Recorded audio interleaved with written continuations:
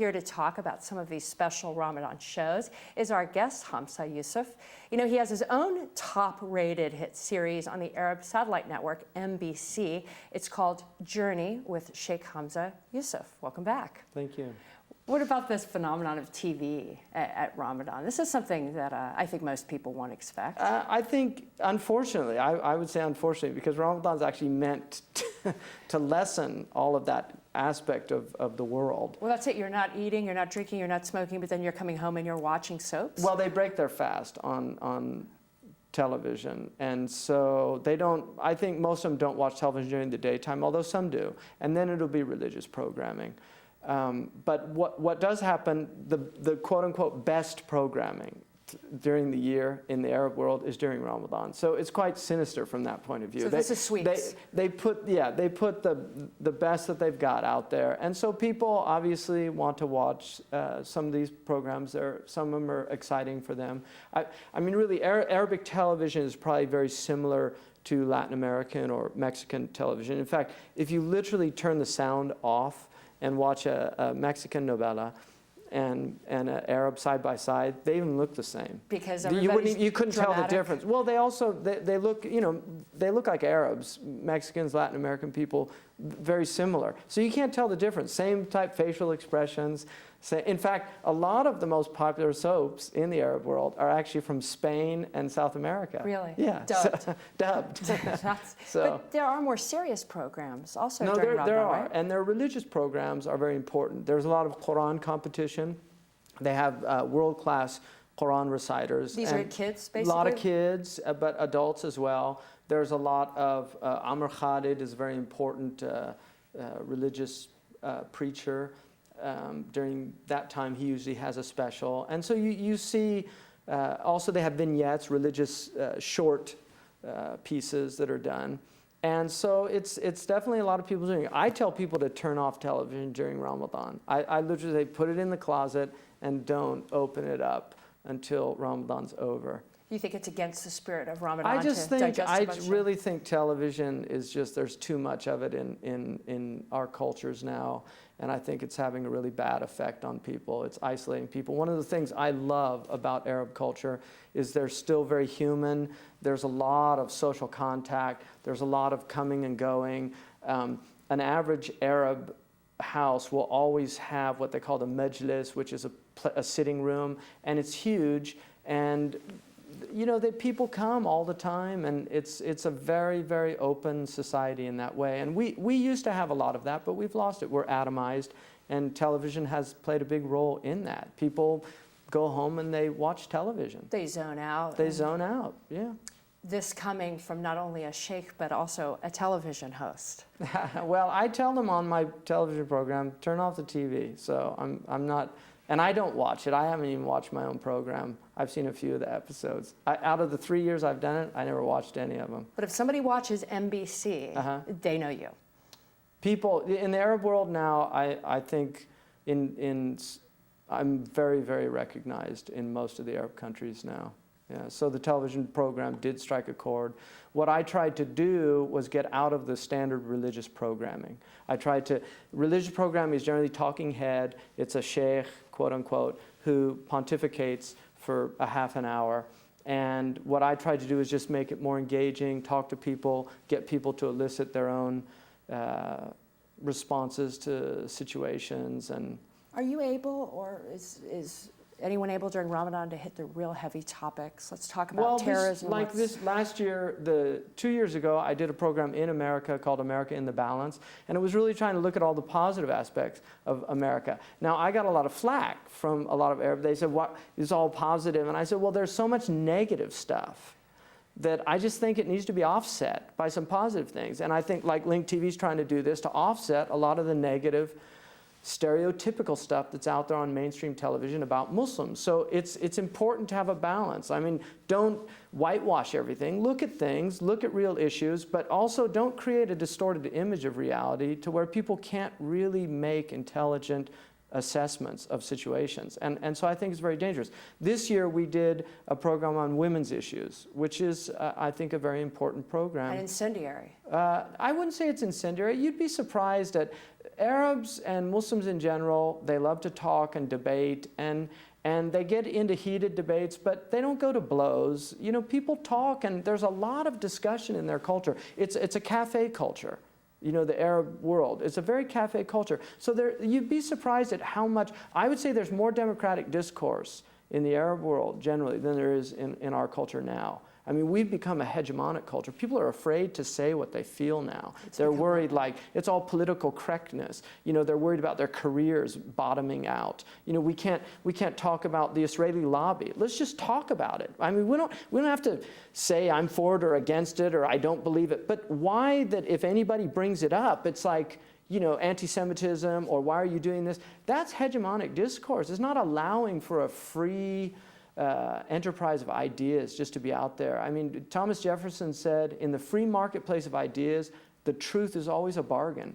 People are going to, they're going to respond to what's true. And that's the basic common sense of most people out there. So I think Arabs, I think people would be really surprised at how much they're willing to talk about. They have their major flaws and their major blind spots, just like we do. We all do it. Yeah, so it's easy to hit on those. I can hit on them all day long about what the Arabs need to really start looking at. But I can do the same with my own people. So I think, you know, they're human beings just like we are. And yeah, they're in a dysfunctional period. Their societies are not working as nearly as well as they should be. But neither are ours in other areas. You know, we do well in some areas. I mean, you know, our phone system works a lot better than it does in Karachi. But our family life, I would say Karachi's family life is probably doing a lot better than a lot of our cities here. So it's all give and take out there. And that's what this is about, really, is a free exchange of ideas. Hopefully, and have a conversation like that.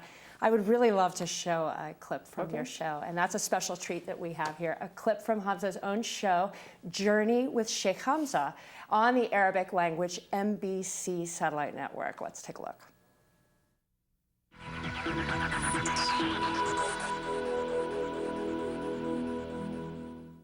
The birds have been flying for more than 50,000 years, I think.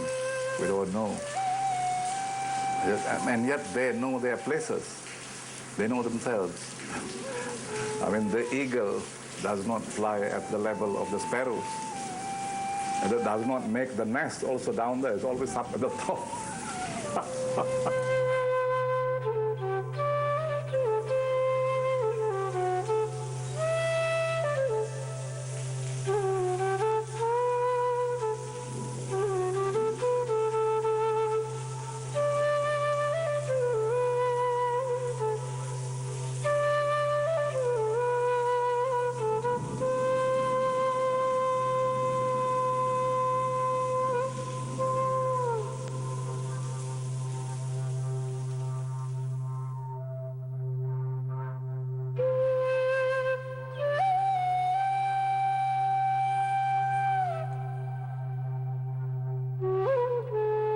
الرحمن الرحيم والصلاة والسلام على أشرف الأنبياء والمرسلين وعلى آله وصحابته ومن تبعهم بإحسان إلى يوم الدين. الحمد لله. نتشرف اليوم بمجالسة أحد أكابر علمائنا وفلاسفتنا السيد نقيب العطاس، وهو أستاذ عظيم في الفلسفة الإسلامية وكذلك في التاريخ ماليزيا وعدة أشياء أخرى. Sayyid Naqib al-Attas, first of all, I would just like to say that I have benefited immensely from your work. I've read all of the published work that I have that you've done. If you could perhaps really summarize what you think is the essential crises taking place right now in the Muslim world. Hey, that's your show. That was my show, yeah. No, it's on the 15th, I think, 15th or 16th episode. It's a 30-episode period, and it goes a half an hour. And it's had really excellent feedback so far. They're very happy with it. Congratulations. And thank you. And it's also, oddly enough, it's because it's on satellite television, it's just seen all over. I'm just amazed at we get emails from the Maldives and Czechoslovakia and all over the place. All over the place. Yeah, I mean, if there's one message you'd like to bring to people about Muslims in America, what would it be?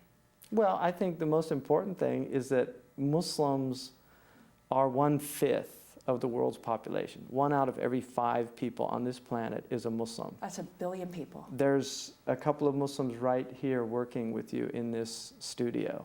They're all over the place. They're not dangerous. They're probably far less dangerous than a lot of other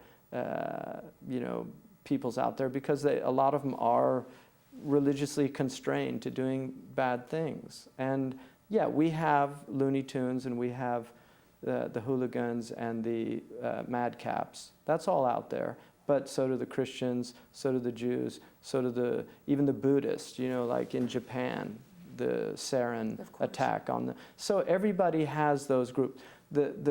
Unfortunately, there's a lot of resentment right now in the Muslim world. That's undeniable. And we need to deal with those issues, but at a deeper level than they're being dealt with now. I mean, I really think our administration, if that's the proper word, our administration really needs to go to a much deeper level, because the whole approach that we've had up until now is just exacerbating an already precarious situation. And I think that a lot of the fear-mongers and also a lot of these demagogues in the US that are using radio waves to preach their hate against Muslims, that Islam is an evil religion, that Muslims are violent people or prone to violence. Those people really have to think about what they're doing, because if you believe in the Day of Judgment, you're going to be accountable. If you don't believe in the Day of Judgment, I would think that you'd at least want a reasonably sane world where we don't have to fear each other and just break down these barriers. So I'm deeply troubled by a lot of the attitudes that are being put forward out there on mainstream media, as well as a lot of this alternative media. It's very troubling to me. And I don't think these people realize, people like Ann Coulter, they can be very cute and funny and make remarks, but they don't really realize that these are words. And words are powerful. And I have to totally be honest. This is a bitter lesson from my own self of realizing the power of my words. Words are weapons. Words are weapons, and I've made my mistakes in the past. So but it's something. It's a type of maturity. It's a recognition that if you have a public voice, you have an immense responsibility to make it a better world. To really do something that is improving the conditions. I've got 5 children. I'm concerned about their future, what kind of world that they're going to inherit from us. Because we inherited a mess, but we can either try to create more order where there was chaos, or we can add to the chaos. I mean, that's the human choice right there. So I really feel like people need to seriously think about, what we're doing and where we're going. Thank you. Thank you very much for joining us, Shaykh Hamza Yusuf. Okay, well, thank you, and it's been a pleasure.